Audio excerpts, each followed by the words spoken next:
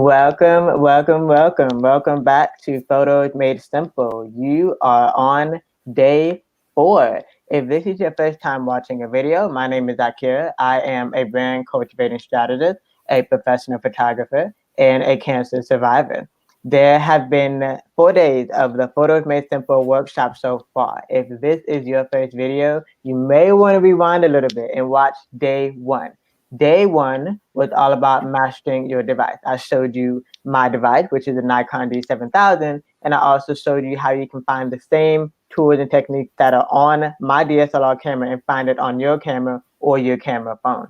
Day 2 was about lighting techniques. So we got to learn about some of the techniques that you typically see on Facebook, on Instagram, and how you can utilize it and take photographs with it. We also talked about exposure and bracketing and talked about what ways to make sure that you have a well-lit photograph. Day 3, we talked about a few techniques and tools. So of course, we mentioned Facebook and Instagram and websites and other ways that you can not only post your photos so that they can actually be seen and get constructive criticism, but also ways with programs with certain apps that you can use to edit your photo just a little bit. But of course, the affirmations all week long have been, I will not use auto mode, I will use what I have, and I will get my shot in camera. So today is day 4 of the workshop, and it's one of my favorite days of this workshop. Every time we have these workshops, everyone always says that they love all the gems that come from these special guest photographers. So today is going to be no different. Today we have my good friend, Nathan Holritz, and he's the podcaster behind the Bokeh podcast, and he's also a photographer editor for Photographers Edit. So he's going to talk about Photoshop and Lightroom and how he transitioned from there. And also definitely make sure that you watch all of the videos, the previous videos are in the Unix section. You can watch these replays. These replays are live until December 15th. You can watch these videos in the Unix section of this group. And in there, you'll also see a little homework assignment to watch a previously recorded video that Nathan and I did. So without further ado, hi, Nathan. How are you? Hey, Zakir. I'm doing really well. Thank you for having me. Yes, thank you. And so this is going to be a great conversation because I know a lot of people have been sending me messages about, of course, the video. Those who did watch the video, they loved the talk. They also loved to talk about just being more organized as a photographer and also understanding how to really wrap your mind around Photoshop and all of that. So for those who didn't get to watch the video, you want to introduce yourself and talk about how you started from wedding and then moving on to Photographer's Edit? Sure. I started photographing weddings back in about 2001. So about almost 20 years ago now. It's just crazy. And as a wedding photographer, I was shooting a lot of weddings. And so naturally, especially with digital photography, I had a lot of images to edit or to post-produce after a wedding.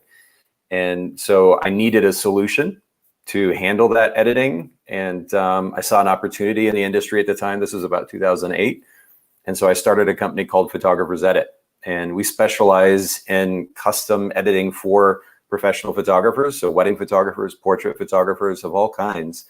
And you send us your work, you share your editing style with us. We match that editing style so that you can more efficiently deliver beautiful images to your clients. And in the meantime, of course, get to spend your time on way more important things than editing in front of a computer. Absolutely. And that's definitely what I feel most photographers, especially when they're starting out, that sometimes would be the headache if they don't already have experience in like engineering, or if they don't already have experience in graphic design. They're like, oh, I have to edit this photo now. So how was that for you? Because some people love it, some people don't. So how was that for you?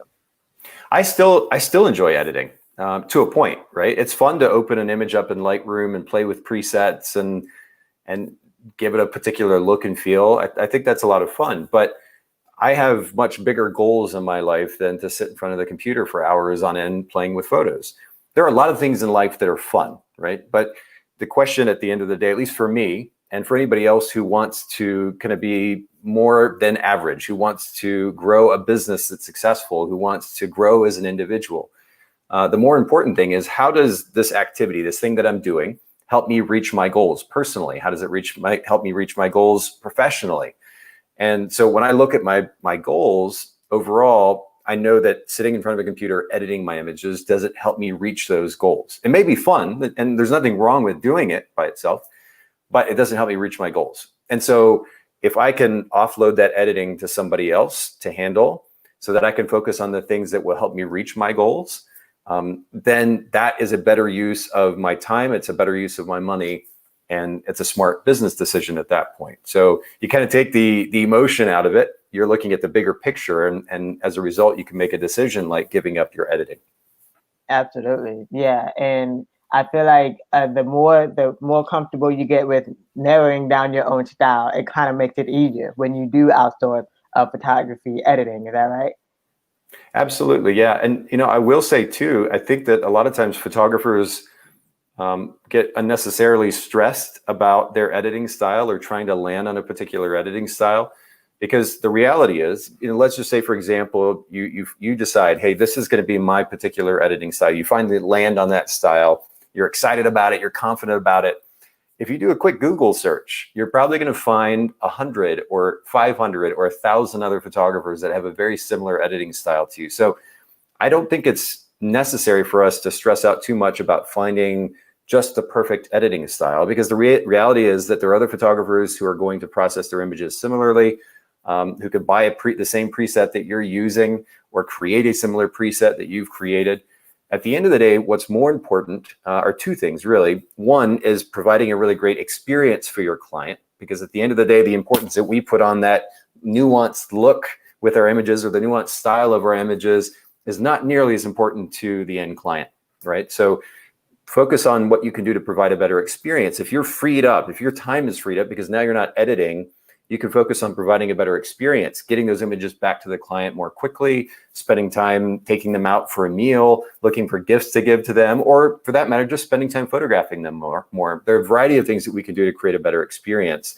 And again, editing has nothing to do with that. So that's the number one thing. Make sure you're focusing your time on those things that can actually improve your client's experience. And then two, again, is it really necessary for me to spend hours and hours and hours trying to develop an editing style and then applying that editing style myself when I could delegate that or outsource that to somebody else and focus my time and effort and energy on things that will help me actually reach my bigger picture goals?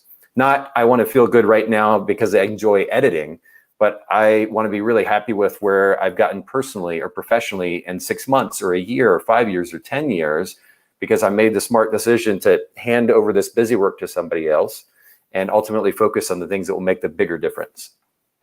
Yeah, absolutely. So that's actually some great tips and some great pointers. And we talked about it a little bit in our previous conversation, but also what would you encourage for those who are having a hard time balancing those personal, like they love, they want to work on their style, but they do have a client project they need to turn in. How do they balance that? Well, I think one of the ways you can do it, for example, would be if you, let's say you photograph a portrait session or a wedding or really anything. If you come back from that shoot and you want to process a few of those images for a blog post, or you want to process a few of those images to push out to social media, and you want to spend a half hour doing that or even an hour doing that, then go ahead, do that. And then give the rest of the editing over to whoever it is that does the editing for you. Now, of course, I'm going to ask you to send it to Photographers Edit. That's my company. But there are other editing companies. There are individual editors. You can hire somebody in-house to do that work for you. So you can touch those images for a few minutes and have your fun doing that. But then the majority of that busy work of editing you hand over to somebody else so that, again, you can then go focus your time on the things that will actually grow your business. And for 99% of photographers, editing has little to do with actually growing your business. It's a component of your business. It has to happen for your business to run, but it doesn't directly translate to your sales increasing. And that would be, as a business owner, that's a question that I'm going to ask. Is this activity, this thing that I'm doing, editing or anything else, is it actually helping me grow my business and get more clients? And if photographers are honest with themselves, again, the majority of the time, that's not the case. So give that work to somebody else. Focus your time on the things that will actually get you new clients and actually make you more money. That is huge. That is huge. I think a lot of photographers, especially if they are starting out, don't realize that or neglect that editing is truly just a fraction of it. It's one of the other tips that I've been suggesting all week long in the Photo Made Simple workshop is that it's not the device or the editing program that make the photographer. It's the actual photographer, the photographer's vision, the photographer's knowledge. And I agree with definitely everything that you just said. Yeah, well, and it's not just vision with regards to the photographic style, because again, as photographers and as artist types, we put a lot more emphasis on that so-called art than most of our clients will. And that's okay. It's we can enjoy photography and art for what it is and kind of let that be our thing. And that's wonderful. But we also have to create a little bit of differentiation between what's important to us and what we actually understand is important to the end client. So vision is not just about establishing a particular look and feel for your photography and your editing style, but vision, I think, to create a business that's going to actually grow in the long run is about understanding what your clients or potential clients want and building a business that enables you to create that very business. That's way, way more important when it comes to vision. Perfect. Yeah. And I actually wanted to kind of circle back and two questions. So there was a question in the chat, but also there's a question that I know that some will probably are listening that didn't actually type it. But what are some ways that new photographers can play around in Photoshop or Lightroom to really get comfortable with using the program? That's a good question. Okay. Well, yeah. So the reality, of course, even if you do hand over your editing work to a company like Photographers Edit or to an assistant or whoever, the reality is you still need to have a little bit of familiarity with Lightroom, for example. And Lightroom really is, at this point, the best tool for the majority of the work that you're going to do, editing work that you're going to do or have done as a photographer. Photoshop's wonderful for really detailed artwork and retouching work. But when I was shooting, the expectation that I created for my clients was that the images that I delivered to them in their online gallery, those images were proof images, which meant that they weren't going to be 100% perfect necessarily. But if those images were going to go into an album or those images were going to go into large print format, I reassured them that at that point, I'll do the retouching necessary and the images will be perfect, as the word that we use. So with that in mind, that means that I can leave Photoshop out of the majority of my workflow and I can focus on Lightroom, which enables me to process images more quickly, whether I'm a portrait photographer or a wedding photographer. My suggestion with Lightroom, a really great way to, I guess, work a little bit more quickly is to utilize keyboard shortcuts. And if you do a quick Google search for keyboard shortcuts, Lightroom, that information will pop up very quickly. But when we're working with a mouse and moving that mouse around and trying to click on this thing and then click on that menu and then click on that thing, it really slows us down. It may not seem like it initially, but when you think about, I'm spending an extra 2 or 3 seconds dragging the mouse here and then clicking on this thing and then going through a menu item and then clicking on that and then doing this, that adds up over time. And so my suggestion would be to take advantage of keyboard shortcuts. Now in Lightroom, and if I was doing a demonstration here, I could show you this. But in Lightroom, once the program is actually open, I would go to the library module with the letter G or grid, G for grid. So G takes me to that view, which allows me to kind of just scroll through the thumbnails and actually do my culling if I'm going to cull my own work. I'm going to pick the image that I want to keep to give to my client by clicking on the P key, P for pick. And that is going to flag that image. And so I'll just go through that set of images. Let's say I shoot an engagement session. I'm going to scroll through that set of images. I'm going to click on the P key for the image in a series that is my favorite. Click P, and then I can go to the next set of images because, of course, most cases we're going to go to a scene with in the case of an engagement session, this couple. I'm going to go to a particular scene, a certain background. I'm going to shoot a number of images there that are similar, and then I'm going to go to the next set. So within that series, I pick 1 or 2 that are my favorite. I go to the next set. I pick 1 or 2 that are my favorite. I go to the next set. And I do that with the P key. P key and then arrows just to move around. So I'm using keyboard shortcuts, again, probably, well, at this point, really 100% of that part of the workflow. And then once I'm done culling those images, then I can go into the develop module. I just click on the D key once I've filtered for those images that I chose. And in the develop module, then I can actually use keyboard shortcuts again to cycle through the basic adjustments panel. That is the first panel that you're going to see there at the very top. And I can actually cycle through those, through that adjustments panel using the comma or period keys. I can go up or down. And then once I get to the setting I want to adjust, I can make the adjustment with a plus or minus key, or shift plus or minus if I want to make bigger adjustments. So keyboard shortcuts, that would be probably my biggest tip when it comes to processing images more efficiently. And then, as I mentioned with culling, and a lot of photographers, at least in the past that I've heard from or talked to, they spend a lot of time in the culling process because they're just going from image to image to image, and then back and forth and back and forth and back and forth, trying to pick the one that's just perfect, just right. They can save a lot of time if they just go to a series of images, pull those images up, look at pick the one that they like the best, that stands out to them, and just move to the next set. That's going to save a lot of time as well. Absolutely, and I'm glad you mentioned that. And there's so many different keyboard shortcuts, so we'll definitely find something to put in the group as well to kind of help everyone. But one of my favorite processes, I love color coding everything. So I love the keyboard shortcuts where I can just color code everything. But also when I'm color coding, just doing, like you said, for me, there's at least 2 to 3 rounds of culling and figuring out, okay, which photo do I like? Which photo do I think the clients will like? And so what I do, I love pressing the F full screen button to block out everything else and only look at the photos that I'm going through, because I can easily get distracted and want to go straight to the basic adjustments and start editing right away. So that's a habit. That's a system that I've started to use with Lightroom too. So there's no right or wrong way. There's no one way to do that either. There's definitely no one way, but I will say, having been in the industry now for 20 years and worked with Lightroom probably for, close to 15 of those years, I have seen a lot of bad habits with photographers. And so there are certain things that I would recommend getting rid of. One is spending too much time with the mouse. And then one of the other things, and this kind of follows, it looks like, is it Sheila? Is that right? Was asking a question. Mm-hmm. Our community manager, Shayla. Shayla, yeah, Shayla. Hey, Shayla. Thanks for commenting in here. But Shayla was saying, when photographers edit their work themselves, what do you feel is the biggest mistake they make? And I'm obsessed with time, right? I want to save photographers time. So I'm thinking about efficiency. So Shayla, to answer your question, it's really 2 things.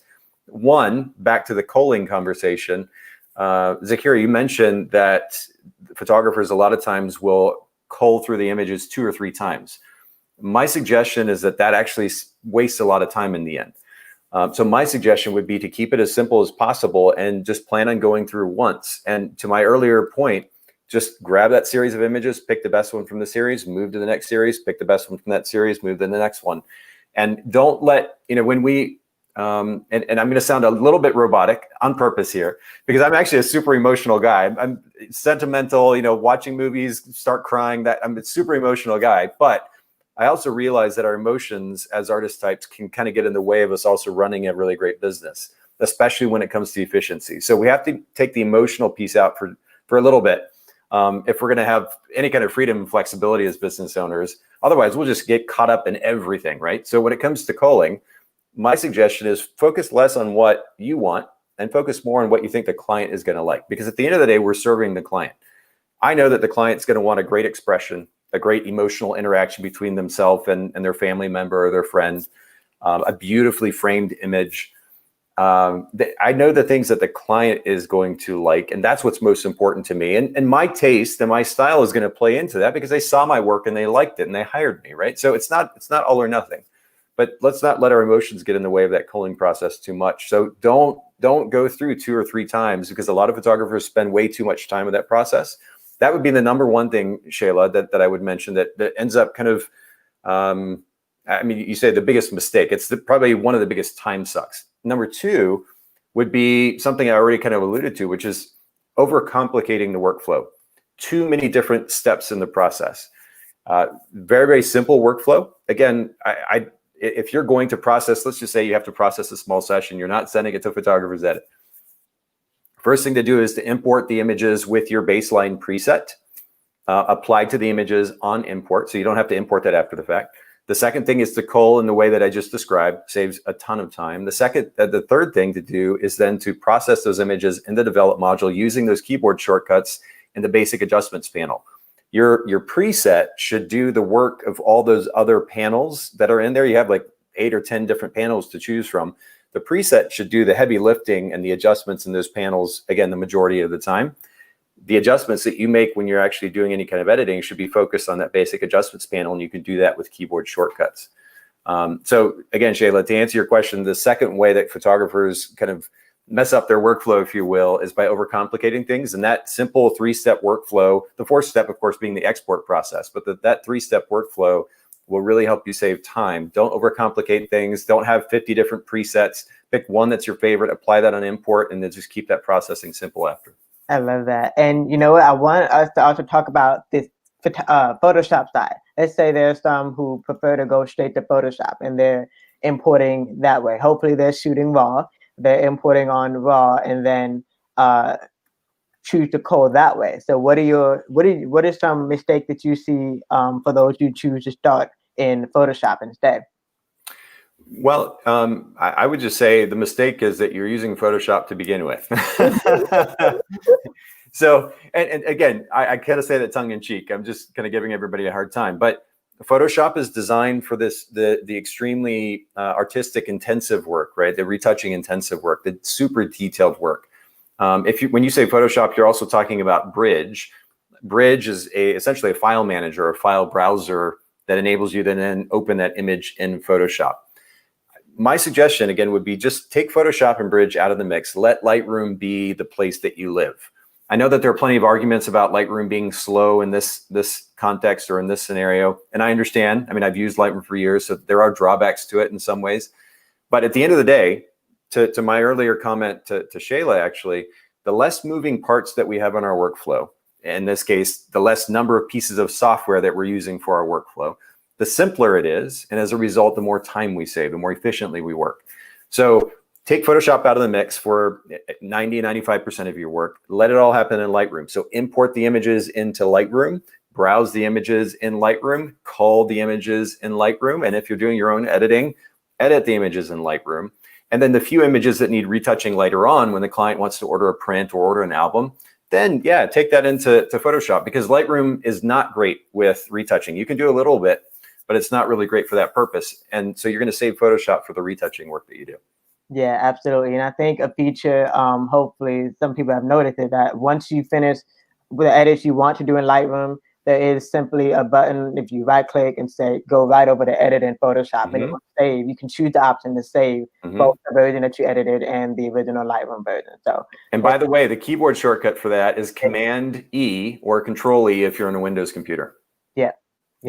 Keyboard shortcuts. Love it. This has been great. I know people are taking notes and are like, ooh, I can finally reduce that headache. So this has been great. Okay, so one last question to wrap it up. Now, we've had the pleasure of collaborating three times now. How about that? So what has been the best part about us collaborating? Well, I think that honestly, the standout, when I like to look at my life a lot more these days from the standpoint of principles and values, right? And the thing that I respect the most about you, Zakira, is you actually, in fact, in our podcast interview, and maybe this is something that you can link to in some way, but on the Bokeh podcast, the Bokeh, Bokeh podcast is a podcast that I host. And so episode 396, Zakira came on the show and talked about the biggest lessons that she has learned as an entrepreneur. And some of you may know her backstory, but she's had to deal with a lot and push through a lot and kind of fight through a lot. But the number one lesson that she shared, and very much related to all that she's been through and yet overcome, is the idea of focusing on your purpose, having a purpose that drives what you do. And I have a lot of respect for that. And that has enabled you to kind of push through the challenges you faced in your life. And I think it's a wonderful example for all of us, myself and anybody that's listening in or watching. Be really, really clear about what your purpose is. For me, I have a set of values. I think there are 8 or 9 different values. I literally have in fact, I'll show anybody that's watching the video that I have right here on the home screen of my phone. And I keep that list of values in front of me as kind of a purpose. Like you were talking about, Zakira, that these principles that I want to live consistently, and that drives what I do. And because I see that list all the time, it can also keep me in check. If I'm not following through on those values, then I need to get back on track. But that's the thing that I respect most about you, Zakira, is that you have a purpose and you let that drive you past whatever challenges may come along. And I think it's a great example for your viewers and listeners. Perfect. Thank you so much. I appreciate that. And I definitely appreciate your time. Your time is so valuable. And we definitely did mention the Bokeh podcast in the workshop and also in your email, which is also in your workbook. So if you did not get that, make sure you get that. And thank you, Nathan, for being here. Oh, it's my privilege. So everyone, we're not done yet. So keep watching. We're not done with the workshop just yet. So I also have a special surprise for you, special offer for you. So you've had the workshop all week long, and tomorrow you have a special Q&A with me in Zoom. We're going to have a post about that to make sure that you get that Zoom link. This is the chance for you to meet me, for me to meet you. And this is also the chance to get any of your other questions answered. So be sure to go to the unit section in your Photo Made Simple Facebook group. Make sure you're watching there, and to watch the video, day 1, day 2, and day 3. And I wanted to let you know, drum roll, I wanted to let you know that the Photos Made Simple 3-month membership program is now open. Open for enrollment, and it's open for you to start your new year with me. So it is now open, and in this membership program, you get one-on-one coaching sessions with me. You get imaging critique, constructive feedback on how to build your portfolio, any questions that you have about mastering your device, mastering your post-production process, and also posting on social media. For a limited time offer, you also get a social media audit with me. So we have your Instagram page, but we get to guide you on how to utilize your Instagram and also eventually utilize a website. So for 3 months, you get to work with me. You get pre-recorded videos on if you need refreshers on how to master your device, and live Q&A sessions. And we also get another special guest photographer. So for a limited time only, the card is now open to join the 3-month membership program. And this is definitely for you if you are ready to take your photography to the next level. Be ready to be so efficient with using your device, with editing your photos, and just being the photographer that you know you want it to be.